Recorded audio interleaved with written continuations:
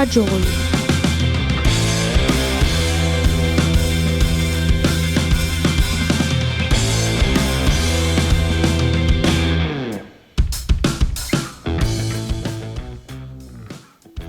Bonjour et bienvenue dans le magazine de la Radio Relais, la radio qui relaie l'information pour vous.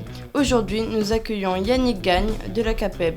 Bonjour et merci d'être ici avec nous. Bonjour et merci pour votre invitation.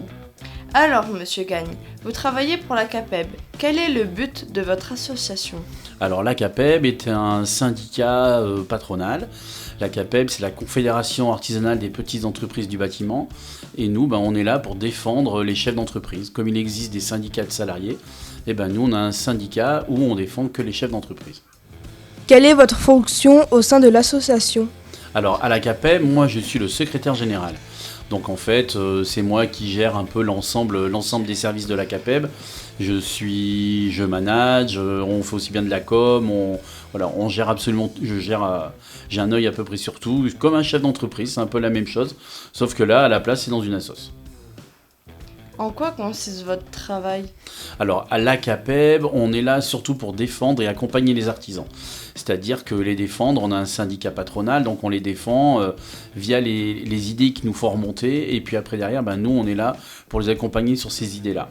Ensuite, on a beaucoup de services à leur disposition. C'est-à-dire qu'on a un service juridique, on a un service technique, on les accompagne pour la formation, on les accompagne dans l'emploi. Donc tout ça fait que derrière, on a une force d'entreprise qui est là pour les accompagner correctement. Quelles études faut-il faire pour faire votre travail ? Alors, c'est vrai que pour être secrétaire général, la plupart de mes collègues ont plutôt fait des études, on va dire, juridiques. Alors moi, j'ai plutôt fait des études de commerce. Moi, j'ai plutôt fait une école de commerce. J'ai fait l'école supérieure de commerce de Saint-Étienne. Derrière, c'est vrai que c'est un peu différent de tout. On gère tellement de choses, on est plutôt des chefs d'entreprise à l'intérieur de notre assoce. Donc en fait, les études, on a tous minimum bac plus 4 ou plus 5. Mais voilà, après, il n'y a pas forcément d'études type. Il faut plutôt savoir gérer, il faut plutôt être conciliant, il faut faire un peu de management, il faut faire un peu de communication. Enfin voilà, il faut avoir plutôt un esprit aussi d'entreprendre, un esprit collaboratif. Et surtout, vouloir être au service des autres parce qu'on est une organisation professionnelle. Et donc, il faut être au service de ses adhérents. Quand la CAPEB a été créée en Haute-Loire ? Alors, la CAPEB a été créée en Haute-Loire en 1951, donc autant dire que c'est pas jeune. Ça fait quelques années que justement, les artisans sentaient ce besoin de se grouper pour justement être plus forts ensemble, qui est aujourd'hui le slogan de la CAPEB au niveau national. Avec combien d'entreprises travaillez-vous ? Alors, la CAPEB travaille avec environ, on a à peu près un peu moins de 500 adhérents. Il y a 2200 entreprises en Haute-Loire. Et donc, nous avons à peu près 500 adhérents qui travaillent avec nous. Quel est l'intérêt pour un patron de faire partie de la CAPEB ? Alors, l'intérêt pour un chef d'entreprise d'adhérer à la CAPEB Haute-Loire, c'est qu'en fait, on va pouvoir l'accompagner sur ces différents volets qui vont lui servir tout au long de sa vie d'artisan. C'est-à-dire qu'on va l'accompagner aussi bien sur la formation, on va l'accompagner sur tout ce qui est réglementaire, on va l'accompagner aussi sur tout ce qui est juridique, affichage obligatoire. Donc toutes ces choses qui sont obligatoires des entreprises et qui lui l'embêtent peut-être un peu, nous c'est des choses qu'on va faire pour lui et on va dire entre guillemets gratuitement parce que c'est compris dans sa cotisation annuelle. Quelle aide pouvez-vous apporter aux jeunes qui comme moi sont à la recherche d'un apprentissage ? Alors pour les jeunes à la recherche d'un apprentissage comme toi, ce qu'on peut faire c'est qu'on peut les mettre en rapport avec nos chefs d'entreprise. Donc si par exemple toi tu cherches un apprentissage en plâtrerie, en peinture, en maçonnerie, en différents métiers du bâtiment, nous on va être là pour t'accompagner justement pour dire tiens, j'ai l'entreprise d'Udule qui cherche un plâtrier peintre, j'ai l'entreprise du Schmoll qui cherche un électricien, enfin voilà, là je vais pouvoir t'accompagner vraiment sur le métier que toi tu te projettes plus tard et nous on va pouvoir te mettre en rapport justement avec le chef d'entreprise et vous faire rencontrer tous les deux et puis pourquoi pas vous faire matcher et puis attaquer un apprentissage. Pendant combien de temps accompagnez-vous les apprentis et les patrons ? Alors, on les accompagne tout au long de l'apprentissage. Et les patrons, on les accompagne tout au long de leur vie de chef d'entreprise. Donc, vous, une fois qu'on vous a mis en rapport, Notre travail s'arrête pas là, on est là pour savoir si ça se passe bien dans votre entreprise. On est également là pour dire aux chefs d'entreprise qu'est-ce qu'on peut faire, qu'est-ce qu'on peut améliorer dans ton entreprise pour que tout le monde soit bien. Enfin, on est plutôt bienveillant pour nos entreprises et pour les jeunes apprentis. Est-il facile de trouver un emploi à la fin de l'apprentissage? 80% des apprentis trouvent un emploi dès à la fin de leur formation. Ah oui, exactement, tu as tout à fait raison. C'est-à-dire que la plupart du temps, quand tu fais un apprentissage dans l'entreprise, j'ai souvent l'impression de dire que le chef d'entreprise mise sur toi.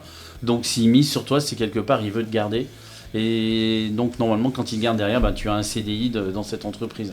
Il y a très peu d'entreprises qui forment et qui vous lâchent derrière. Si elle a misé sur vous pendant 2 ans, parce que le chef d'entreprise pendant 2 ans, il va vous accompagner. Donc c'est aussi, vous n'êtes pas aussi bon qu'un salarié vu que vous apprenez votre métier. Donc du coup, effectivement, la plupart du temps, derrière, ils vous gardent. On a très peu et même derrière, faire même peut-être une mention complémentaire. On a beaucoup de jeunes qui passent par l'apprentissage au CFA, qui font 2 ans de CAP et qui derrière après font une mention complémentaire dans leur métier pour avoir une corde de plus à leur arc. Quel pourcentage d'apprentis trouvent un CDI après leur formation? Il y a à peu près 90% des apprentis qui derrière se font embaucher dans leur entreprise. Alors je pense que même en Haute-Loire, c'est peut-être même un petit peu plus, parce que c'est la plupart du temps dans notre département, les gens font confiance aux gens. Et donc du coup, c'est presque un petit peu plus de 90%. Mais ça reste un pourcentage tout à fait acceptable et la plupart du temps, ça se passe relativement bien entre l'apprenti et le chef d'entreprise.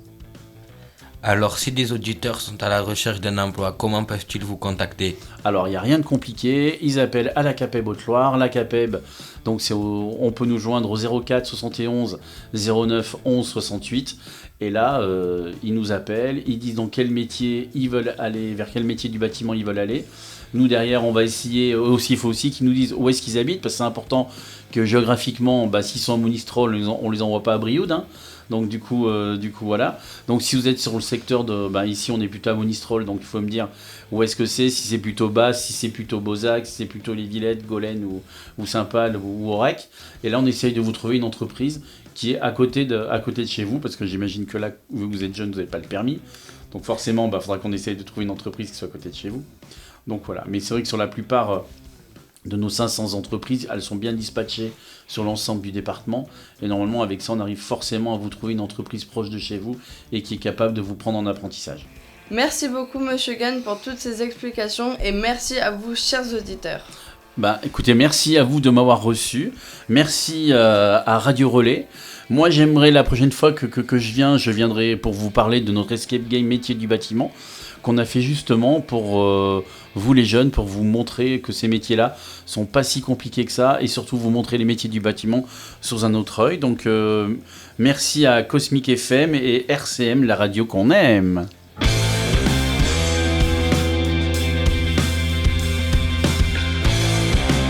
Radio Relais.